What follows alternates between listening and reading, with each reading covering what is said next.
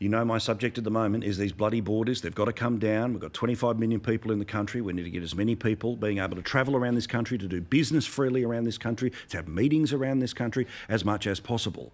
Well, today, the Gold Coast Mayor, who is a bloke who is responsible for an area, and how's this, the front page of the Gold Coast Bulletin today, set out what the problems are. 23,000 people have lost their jobs. Thousands of businesses are currently hanging by a thread. Billions of dollars in tourism money is being locked up. So you would have thought that the bloke who represents freshly re-elected the Gold Coast would have looked Anastasia Palaszczuk in the eye today when she was at a meeting on the Gold Coast and blown his top.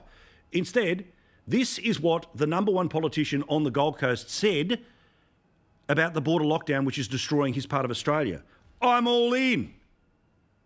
Now, I don't know what's going on here, but don't be surprised if some arts centre that the council's been dreaming of or some sort of statue to the mayor is going to be erected somewhere. Because the idea that anyone at local government who represents an area as affected by the border closures as the Gold Coast backs them, there is another game at play here.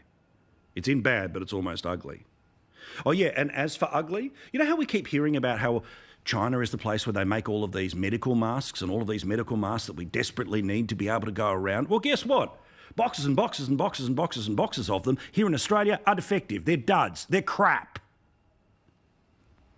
An online safety director who had a look at all of this has been called in to test many of these masks which have been sent into the country.